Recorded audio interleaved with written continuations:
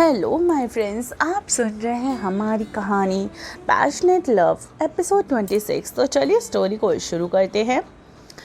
रणविजय की किस वाली बात को सुनकर सान्या उसे घूर कर देखने लगी। फिर रणविजय के चेहरे को पकड़कर उसकी तरफ बढ़ने लगी।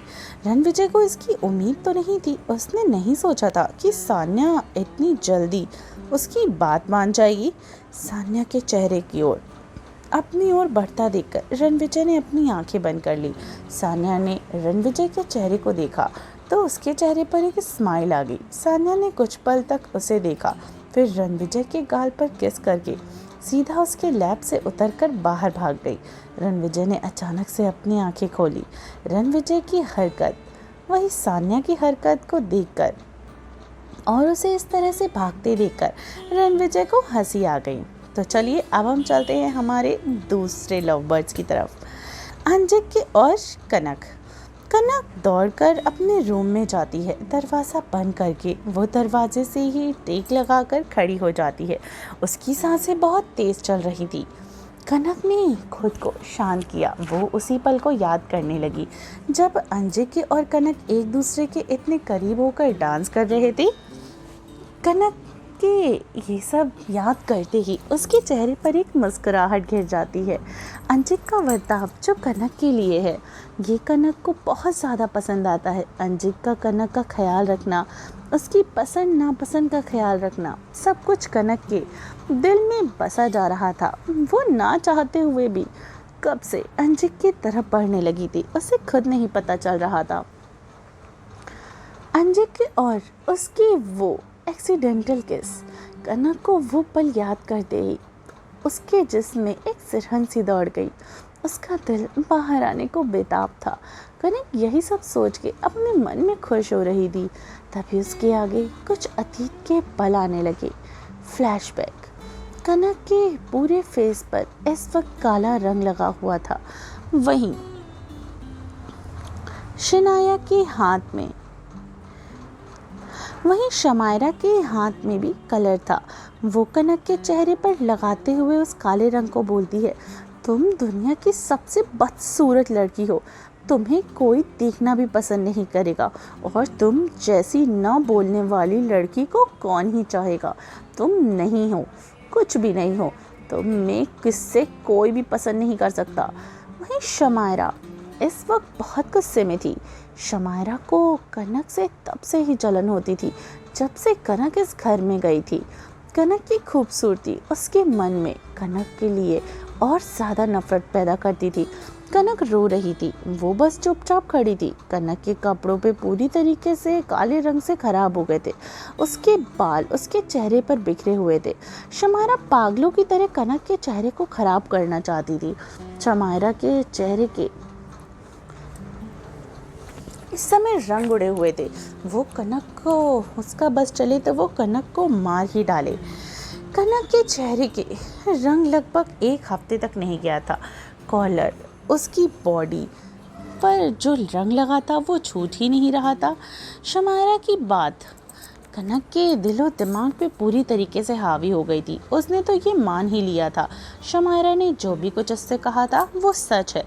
तभी उसे कोई पसंद नहीं कर सकता। सच कहते हैं, अगर कोई अपना कॉन्फिडेंस का लेवल नीचे करने में कामयाब हो जाता है तो आपको ज़िंदगी भर यही लगता रहेगा कि आपके अंदर सच में कोई कमी है। इन प्रेजेंस कनक ये सब याद करके उदास हो गई। उसने खुद से कहा, मैं उनके लायक बिल्कुल नहीं हूँ, किसी भी एंगल से नहीं हूँ। कनक, तुझे खुद को रोकना होगा वरना आगे जाकर तुझे ही परेशानी होगी। कनक ये सब अपने मन में सोचकर उदास हो रही थी। कनक इस वक्त पूरी तरीके से भीगी हुई थी। कनक की आंखों से आंसू बहने लगे। उसने अपने मन में कहा, मुझे उनसे दूर रहना होगा, मैं उनके पास अब नहीं जा पाऊंगी। फ्लोर पर अब पानी गिर रहा था कनक के कपड़ों से। ये देखकर कनक चेंज करने के लिए कपड़े निकालकर बाथरूम में चली गई। अंजिक का हाल तो बेहाल हो चुका था। उसके चेहरे पर मुस्कुराहट जाने का नाम ही नहीं ले रही थी। अंशिक इस वक्त शॉवर के नीचे खड़ा था। उसके दोनों हाथ उसके बालों में थे, जिन्हें वो ऊपर से पीछे की ओर कर रहा था। होठों पर एक हल्की और चार्मिंग स्माइल। अंशिक तो वैसे ही काफ़ी हैंडसम था, पर इस वक्त वो और ज़्यादा प्यारा और हॉट लग रहा था। एक साथ ही लग रहा था सब कुछ। कुछ देर के बाद अच्छे से नहाकर वो बाहर आता है, फिर कपड़े चेंज करके रूम से बाहर चला जाता है। रूम से बाहर आकर उसकी नज़र कनक के रूम पर जाती है, जहाँ लाइट्स ऑन थी और रूम बंद था। अंशिक कुछ देर तक रूम को देखता है, फिर सीधे अपने स्टडी रूम में चला जाता है। अंशिक अपने लैपटॉप पे कुछ काम कर रहा था, तभी उसके फ़ोन पर किसी का कॉल आता है।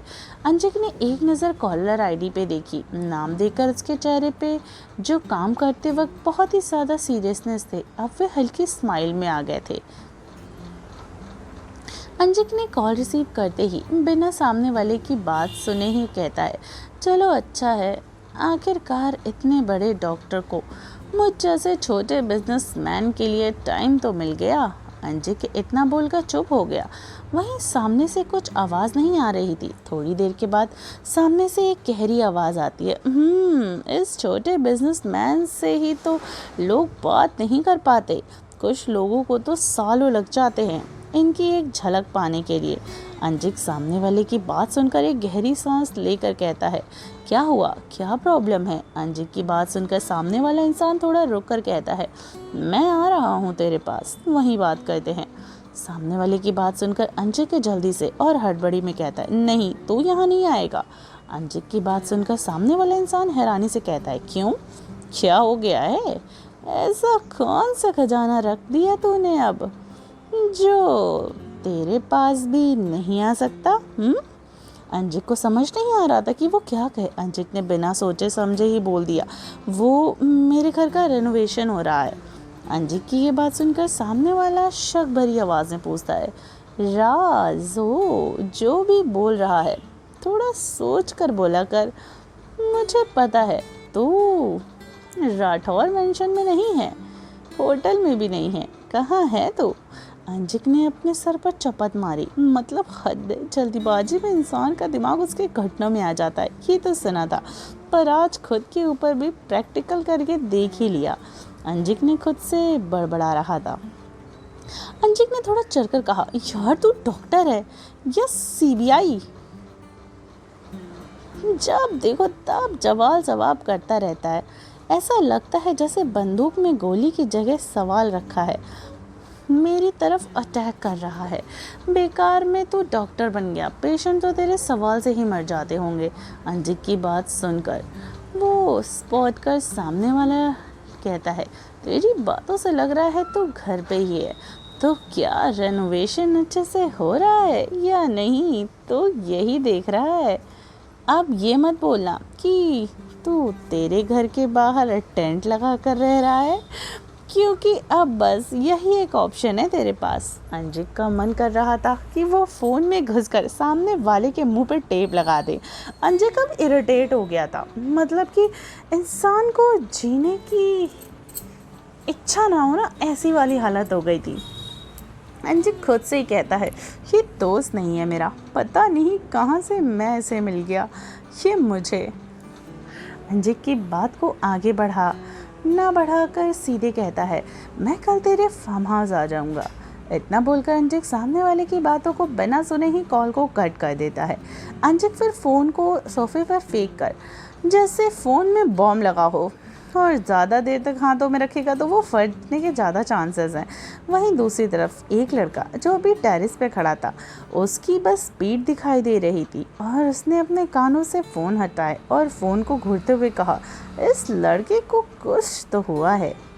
तो कौन है ये लड़का और क्या होने वाला है आगे कहानी में? अब कौन से नए कैरेक्टर्स आने वाले हैं और हमारी स्टोरी में अब क्या क्या होगा? क्या कनक वाकई में अंशिक से दूर हो जाएगी और वो अंशिक से अपने दिल की बात नहीं कह पाएगी? क्या अंशिक कभी भी कनक को समझा पाएगा कि जो भी उससे शमायरा ने कहा था वो बिल्कुल भी गलत है? तो स्टोरी को आगे तक सुनने के लिए स्टोरी में बने रहिए और सुनते रहिए। पैशनेट लव सिर्फ टिनी FM जान के साथ।